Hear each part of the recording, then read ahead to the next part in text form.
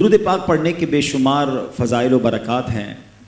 سرکار دو عالم علیہ الصلوۃ والسلام کہ بہت ہی پیارے صحابی حضرت سہل بن سعد رضی اللہ تعالیٰ عنہ روایت کرتے ہیں کہ ایک بار نبی پاک علیہ الصلوۃ والسلام کے چہرے پر میں نے بہت زیادہ خوشی کے آثار دیکھے۔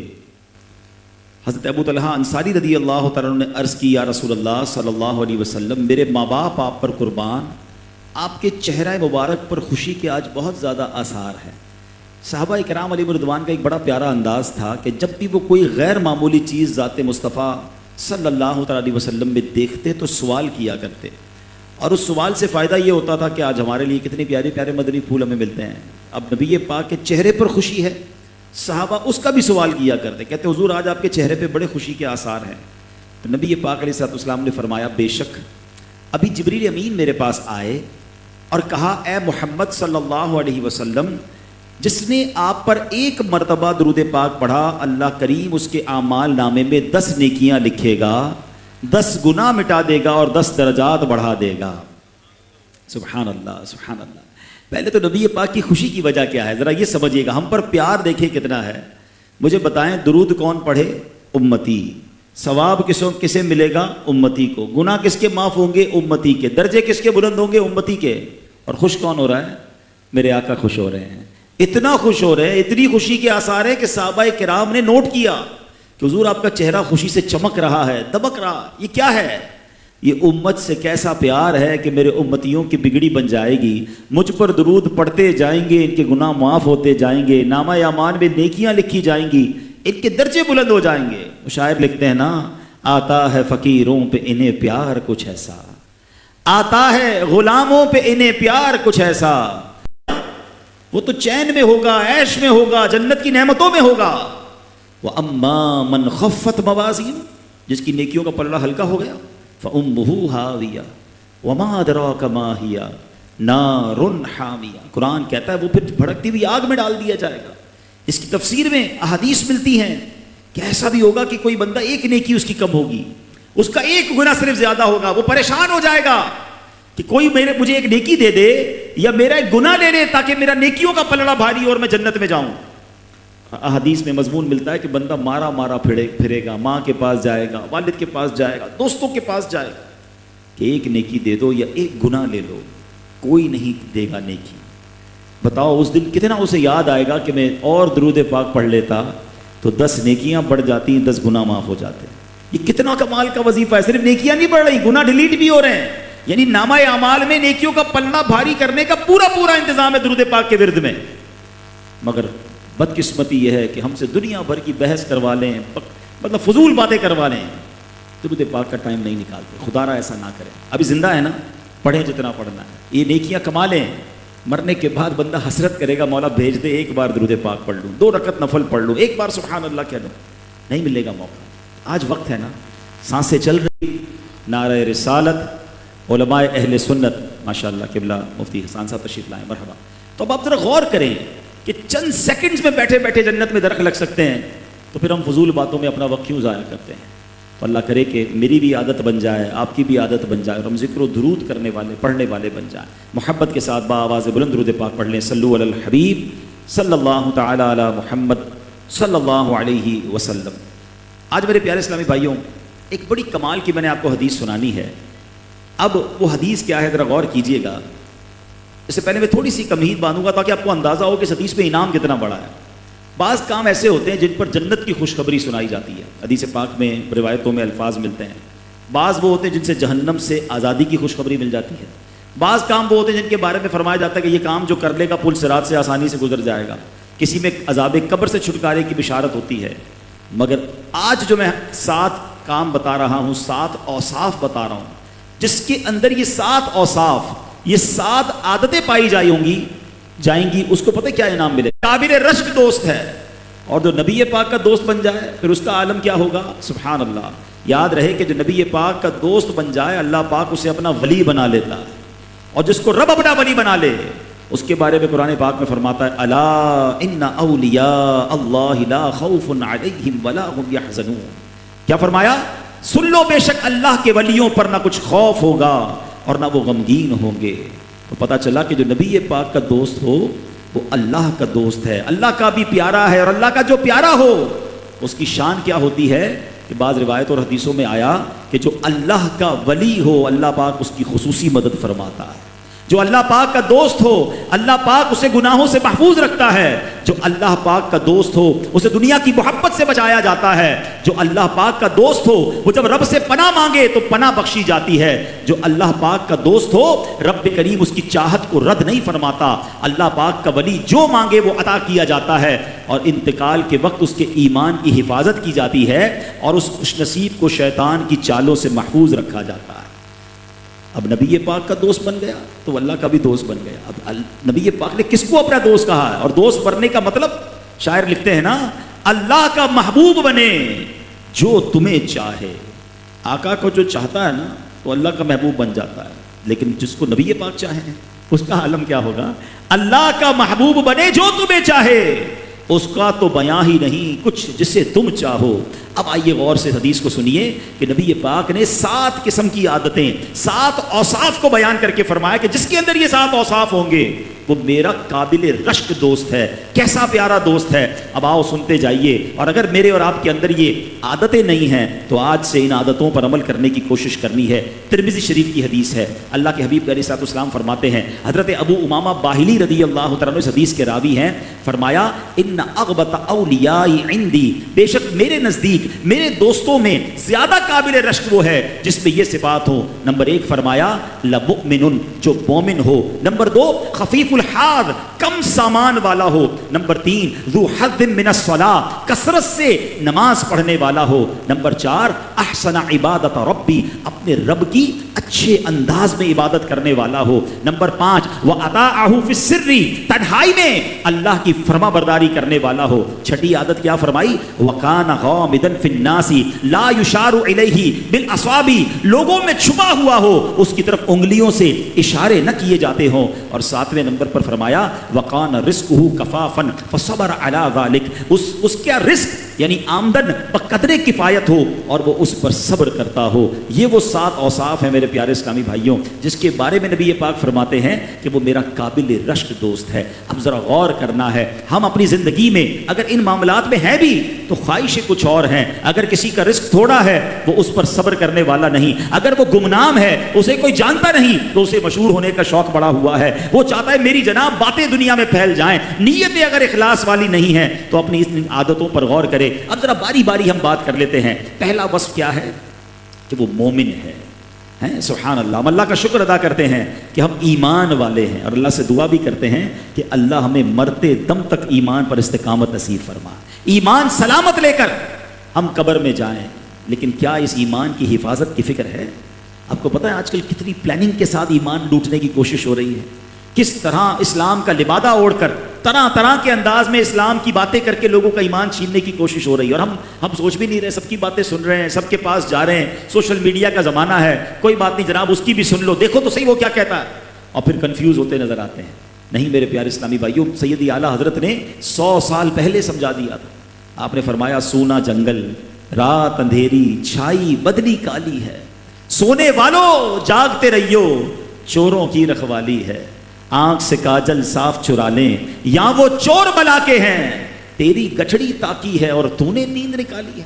یعنی ایسے شاطر چور ہیں کہ آپ کو پتہ بھی نہیں چلے گا، بات دین کی کر رہے ہوں گے، بات قرآن اور حدیث کی کر رہے ہوں گے، اور آپ کے ایمان پر ڈاکہ ڈل رہا ہے اور آپ کو احساس بھی نہیں ہے، کیونکہ ہمارے پاس خود تو علم نہیں ہے، علماء کی صحبت ہم حاصل نہیں کر رہے، اور جب بد مذہبوں کی باتیں سنتے ہیں تو کنفیوز ہو جاتے ہیں۔ تو میرے پیارے اسلامی بھائیوں، خاص طور پہ جو نوجوان ہیں، دیکھیں دنیا کا دستور ہے، جو چیز ہمیں چاہیے ہوتی ہے ہم اس کے ایکسپرٹ سے حاصل کرتے ہیں۔ ہمیں دوائی لینی ہے تو ہم ڈاکٹر کے پاس جاتے ہیں، جوتے سلوانے ہوں تو موچی کے پاس جاتے ہیں، کھانا کھانا ہے تو کسی اچھے پکوان والے کے پاس جاتے ہیں، دین سیکھنا ہے تو جو بھی سکھا دے اسے سیکھ لیں گے، دین سیکھنا ہے تو کوالیفائڈ سرٹیفائڈ عاشق رسول علماء سے سیکھیں گے نا، جس کی جو مرضی وہ انٹرنیٹ پر آ کر دین سکھائے اور ہم اس کی باتیں سننا شروع کر دیتے ہیں۔ نہ کریں ایسا۔ پھر ایمان کی حفاظت کا یا ایمان برباد ہونے کا ایک سبب علماء نے لکھا وہ گناہوں کی کثرت ہے، گناہوں بھری صحبتیں ہیں، بے حیائی والی صحبتیں ہیں، گناہوں کی عادت کو چھوڑنا ہوگا، اچھی صحبتیں اختیار کرنی ہوں گی۔ پھر فرمایا آج کل جو کفریہ کلمات عام کیے جا رہے ہیں یہ بھی ایک پلاننگ ہے کہ مسلمان چٹکلوں کے ذریعے، کامیڈی شو کے ذریعے، گانوں کے ذریعے ان کی زبانوں سے ایسے الفاظ ادا کروائے جائیں ہیں مذاق مذاق میں معاذ اللہ، کبھی اللہ کا مذاق، نبی پاک کا، فرشتوں کا، جنت کا، دوزخ کا عجیب تماشا لگا ہوا ہے اور لوگ بحث کے سن رہے ہوتے ہیں. نہیں میرے پیارے اسلامی بھائی، ایمان سے بڑھ کر کچھ نہیں ہے. ایمان ہے تو پھر سارے اعمال ہیں نا. جتنی نمازیں، روزے، حج، زکوٰۃ کام کب آئیں گے؟ جب ایمان لے کر جائیں گے. ایمان ہی نہ ہوا تو اعمال کیا کر رہے ہیں؟ شیخ عبد القادر جیلانی پیران پیر، ان کا مہینہ چل رہا ہے، ولیوں کے سردار ہیں، مگر آپ کو ایمان کی کتنی فکر تھی کہ آپ فرماتے ہیں آج لوگ کہہ رہے ہیں عید کا دن ہے، عید کا دن ہے. عبد القادر کے لیے عید کا دن وہ ہوگا جب اپنا ایمان سلامت لے کر قبر میں جائے گا. پیران پیر کو فکر ہے، ہم غلاموں میں، ہم گناہ گاروں کو، بعضوں کو فکر ہی نہیں ہے. اپنی دعاؤں میں شامل کریں کہ اللہ میرا ایمان سلامت رکھ، اپنی فکروں میں شامل کریں کہ میرا ایمان کہیں کمزور نہ ہو جائے، چھن نہ جائے. اور سبحان اللہ جو مومن ہے، اللہ اکبر، آقا فرماتے ہیں میرا قابل رشک دوست ہے. آگے مزید اوصاف سنتے جائیے گا، ٹھیک ہے. پھر آگے فرمایا اچھا ایمان جو ہے نا اس کی بنیاد بھی عشق پر رکھنی ہے، لاجک پر نہیں، عقل پر نہیں کہ پہلے جناب سمجھ آئے گی تو پھر بات مانوں گا. نہیں، بہت ساری باتیں ہو سکتا ہے ہماری عقل تھوڑی ہے، ہمیں سمجھنا ہے. ہمارا جناب ایمانیات جتنے ہیں نا، اللہ پر ایمان، رسول پاک علیہ الصلوۃ والسلام پر ایمان، نبیوں پر ایمان، کتابوں پر ایمان، یہ سب جو ایمان کی بنیادیں ہیں ان پر ہمارا یقین عشق کی حد تک ہونا چاہیے. اپنے ایمان کی بنیاد عقل پر نہ رکھیں ورنہ بھٹک جانے کا بہت اندیشہ ہے. حضرت سلطان باہو رحمۃ اللہ تعالی فرماتے ہیں ایمان سلامت ہر کوئی منگے، عشق سلامت کوئی ہو. اگر عشق سلامت ہوگا نا تو پھر ایمان نے کہیں نہیں جانا. وہ واقعہ آپ نے سنا ہوگا، امام فخر الدین رازی رحمۃ اللہ تعالی، بہت بڑے ماہر عالم دین، بہت بڑے مفتی. آپ کا جب آخری وقت آیا تو شیطان کہتا ہے اے رازی اللہ ایک ہے، اس پر کوئی دلیل دیجئے. امام فخر الدین رازی بہت بڑے عالم تھے، آپ نے دلیل پیش کی تو شیطان بھی، علم تو اس کے پاس بھی تھا، اس نے دلیل کو رد کیا. آپ نے دوسری دلیل پیش کی، اس نے دلیل کو رد کیا. ایک ایک کر کے آپ نے 360 دلیلیں شیطان کے سامنے رکھی، وہ سب کو رد کرتا گیا. اللہ اکبر. آپ کے مرشد کریم کہیں دور وضو فرما رہے تھے، امام رازی رحمۃ اللہ تعالی کے پیر صاحب اپنی کشف سے انہوں نے دیکھا کہ امام رازی پر یہ شیطان حملہ کر رہا ہے. کیا کمال کا جملہ ارشاد فرمایا، رازی کہہ کیوں نہیں دیتے میں نے بغیر دلیل کے ہی اللہ پاک کو ایک مان لیا ہے. امام رازی نے جیسی مرشد کی بات مانی اور یہ کہی، اب آپ کا دم نکل گیا، ایمان سلامت لے کر آپ دنیا سے چلے گئے. تو اے میرے پیارے اسلامی بھائیوں، ہمیں عشق، ایمان کی جو بنیاد ہے نا وہ عشق پر رکھنی ہے. بعض اوقات لاجک میں پھنسا کر لوگ ہمیں اٹکا دیتے ہیں تو ہم ماننے والے ہیں، ہم غیب پر ایمان لانے والے ہیں، اور یہی ہماری الحمدللہ ہمارا ذہن ہونا چاہیے. علماء ایک بڑی پیاری بات فرماتے ہیں، علیکم بدین العجائز، کہتے ہیں تم پر لازم ہے کہ بوڑھی عورتوں جیسا عقیدہ رکھو. بوڑھی عورتیں کیا ہوتی ہیں، کوئی بات سمجھ آ جائے پھر ان کو کتنی بھی دلیلیں دے دو چینج نہیں ہوتی ہیں. وہ اپنے فلسفے بتائیں، لاجکس بتائیں، ان کو جو پرانی باتیں یاد ہے وہ اسی پر رہتی ہیں. تو ایمانیات کے معاملے میں اتنے اسٹرانگ ہونے چاہیے کہ ٹھیک ہے کوئی دلیل دے رہا ہے، ہمارے پاس جواب ہے کہ نہیں ہے، ہم اتنے بڑے عالم تو نہیں ہیں، ہمارا ایمان اور عقیدہ یہ ہونا چاہیے کہ جو ہمارا عقیدہ ہے وہی ٹھیک ہے اور ہم اس پر اسی طرح مضبوط ہیں. کیونکہ ایمان کو چھیننے کی کوششیں آج کے دور میں بہت تیزی کے ساتھ ہو رہی ہیں. اب چلتے ہیں آگے. نبی پاک علیہ الصلوۃ والسلام نے آگے کیا فرمایا کہ کون ہے پیارے آقا علیہ الصلوۃ والسلام کا دوست؟ آپ فرماتے ہیں کہ جس کے خفیف الحال، کم سامان والا ہو. یہ بھی بہت اہم وصف ہے کیونکہ دنیا کا سامان کب ہوگا تو اب اس میں انشاءاللہ حساب کتاب میں بھی آسانی رہے گی. ورنہ حرام کے ذریعے کچھ لوگ جواب جمع کرنے کی کوشش کرتے ہیں اور پھر اس پر عذاب بھی ہے. حلال کے ذریعے جمع ہو تو اس کا حساب ہے.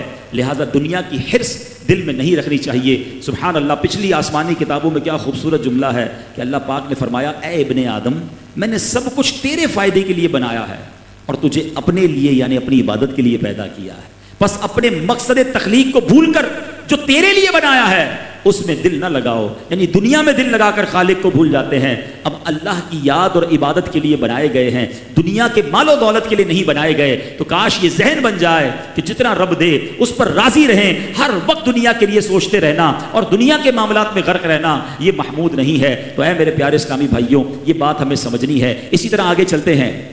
اب ایک اور بات اس میں فرمایا، ذو حظ من الصلاۃ، یعنی کثرت سے نماز پڑھنے والا ہو. یعنی 5 نمازیں تو پڑھنی پڑھنی ہیں، اس کے ساتھ بندہ نوافل کی بھی کثرت کرے. اللہ توفیق دے تو تہجد پڑھے، اوابین پڑھے، اشراق چاش پڑھے. سبحان اللہ. انعام کیا ہے کہ آقا علیہ الصلوۃ والسلام کا دوست بننے کا موقع مل رہا ہے. نبی پاک فرماتے میرا قابل رشک دوست ہے.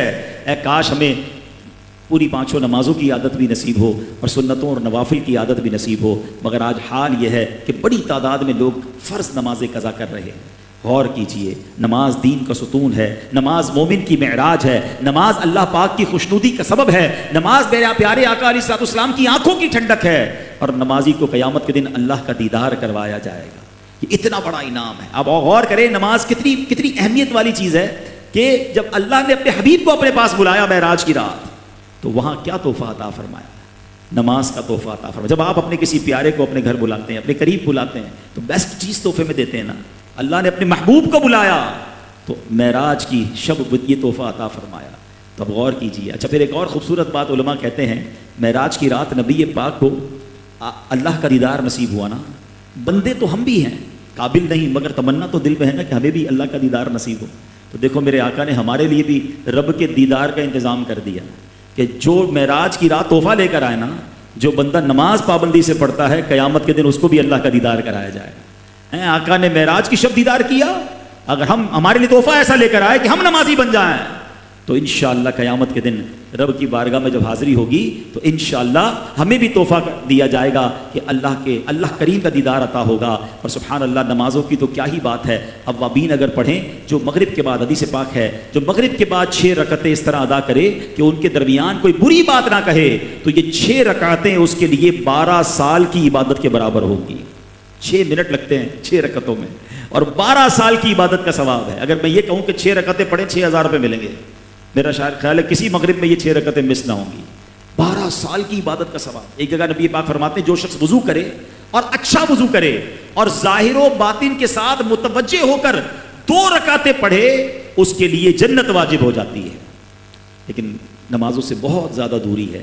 آئیے نیت کیجئے کہ انشاءاللہ پابندی کے ساتھ نماز پڑھیں گے۔ اچھا، پھر عبادت بھی کرنی ہے احسن طریقے سے، کیونکہ ان 7 اوصاف میں ایک وصف یہ بھی ہے کہ احسن عبادت ربی، یعنی اپنے رب کی اچھے طریقے سے عبادت کرنے والا ہو۔ بندہ جب بھی عبادت کرے، فرائض، واجبات، سنتوں، مستحبات کا لحاظ رکھے، خوب اچھے انداز میں خشوع و خضوع کے ساتھ، اخلاص کے ساتھ، صرف اور صرف اللہ پاک کی رضا کی نیت سے عبادت کرے۔ جو ایسا کرے گا وہ خوش نصیب پیارے آقا علیہ الصلوۃ والسلام کا انشاءاللہ پیارا دوست بنے گا۔ اب دیکھیں دعوت اسلامی والوں کا کمال دیکھیں، بچپن سے نماز پڑھ رہے ہیں، بچپن سے نماز کے بارے میں سن رہے ہیں، مگر ایسا کبھی نہیں سنا تھا کہ نماز کورس بھی کروایا جائے گا اور نماز کو سکھایا جائے گا کہ جناب نماز پڑھنی کیسے ہے، کیونکہ پراپر پڑھیں گے، اس کے تمام شرائط، واجبات، فرائض کے مطابق پڑھیں گے تو اس کی جو برکتیں حاصل ہوں گی۔ بعض اوقات لوگ کہتے ہیں قرآن پڑھتا ہوں، کوئی اس کی فیلنگ نہیں آتی، نماز پڑھتا ہوں دل نہیں لگتا، دعا کرتا ہوں آنسو نہیں نکلتے۔ چیک تو کریں ٹھیک پڑھتے ہیں کہ نہیں پڑھتے، کیونکہ قرآن کے بارے میں آتا ہے کہ کچھ قرآن پڑھنے والے ایسے ہیں جن پر خود قرآن لعنت کرتا ہے، کیونکہ قرآن پڑھ رہے ہیں مگر اس کے مخارج ٹھیک نہیں ہے، اس کے پروناؤنسیشنز ٹھیک نہیں ہے۔ نماز پڑھ رہے ہیں تو کسی کا وضو ٹھیک نہیں ہے، کوئی پاک پراپر نہیں ہو پا رہا، کسی کے جناب فرائض اور واجبات میں کمی ہے، 30 سال سے نمازیں پڑھ رہے ہیں۔ ایسے کئی لوگوں سے میری بھی ملاقات ہوئی، آپ نے بھی سنا ہوگا جو مدنی قافلے میں گئے کہ جب وہاں جا کر وضو کا، غسل کا، نماز کا طریقہ سیکھا تو لوگ کہتے ہیں میں 30 سال سے نماز پڑھ رہا تھا، پہلی بار پتہ چلا کہ وضو کے فرائض یہ ہیں، نماز کے فرائض یہ ہیں، نماز بھی یہ شرط ہے۔ تو یہ ہمارا حال ہے۔ تو اے میرے پیارے اسلامی بھائیوں، عبادت کرنی ہے اور اچھے طریقے سے کرنی ہے، اور انشاءاللہ اچھے طریقے سے عبادت کرنے والا نبی پاک کا دوست ہوگا، بلکہ پیارے آقا کی دعاؤں میں ملتا ہے نا، اللہم اعنی علی ذکرک و شکرک و حسن عبادتک۔ کیا مطلب ہے؟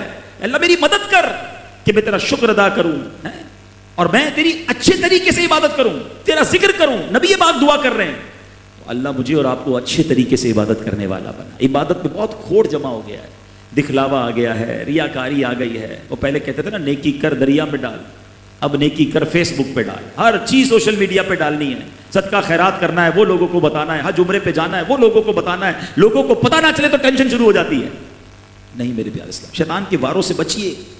اور میں نے آج آپ کو مختصر ایک حدیث اور اس میں چند باتیں پیش کی ہیں کہ سبحان اللہ، اس کا اجر کیا ہے، اس کا انعام کیا ہے۔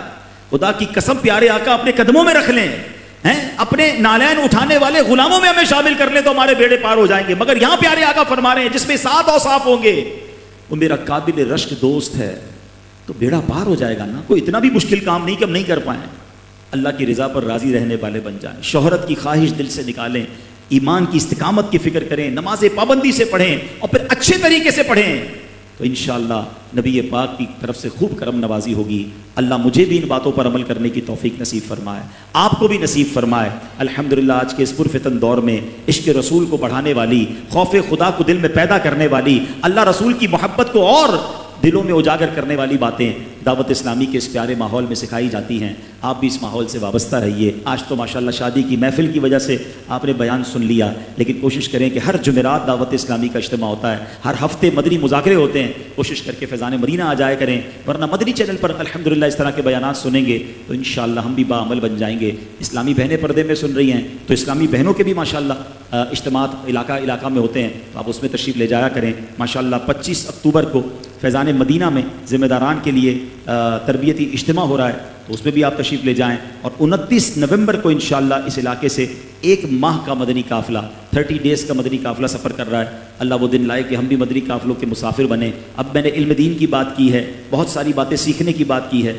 تو یہ مدنی قافلہ بھی یوں سمجھ لیں علم دین کا خزانہ ہمیں عطا کرتا ہے، احسن طریقے سے عبادت کرنے کا سلیقہ سکھاتا ہے. تو دعوت اسلامی کے مدنی قافلوں میں سفر بھی کریں. الحمدللہ اب دعوت اسلامی کا کچھ دنوں کے بعد مدنی عطیات مہم 3 نومبر کو ہو رہی ہے. ہزاروں مدارس چلانے والی، لاکھوں بچوں کو حافظ اور عالم بنانے والی، سال کی 600 سے زیادہ مسجدیں بنانے والی، اور مشکل وقت آئے تو خون دینے والی، پودے لگانے والی، سیلاب زدگان اور زلزلہ زدگان کی مدد کرنے والی تحریک دعوت اسلامی کا آپ بھی ساتھ دیں. 10,000 روپے کا ایک یونٹ رکھا گیا ہے. اللہ کی راہ میں خرچ کرنے سے مال کم نہیں ہوتا، تو تمام اسلامی بھائی اور اسلامی بہنیں اس میں بھی اپنا حصہ ضرور ملائیں. اللہ پاک ہم سب کو عمل کرنے کی توفیق عطا فرمائے. دوران بیان ماشاءاللہ مفتی صاحب جو ہم سب کی آنکھوں کے تارے ہیں، امیر اہل سنت کا انہیں بہت قرب نصیب ہوا ہے، شیخ الحدیث بھی ہیں اور حدیث پر ماشاءاللہ ان کو بہت بڑا ملکہ حاصل ہے. قبلہ مفتی حسان صاحب تشریف لائے ہیں، ہمارے بہت پیارے نعت خواں اسلامی بھی موجود ہیں. تو انشاءاللہ محفل مزید کچھ تھوڑی دیر جاری رہے گی. اسی طرح ادب و شوق کے ساتھ آپ شامل رہیں. صلو علی الحبیب.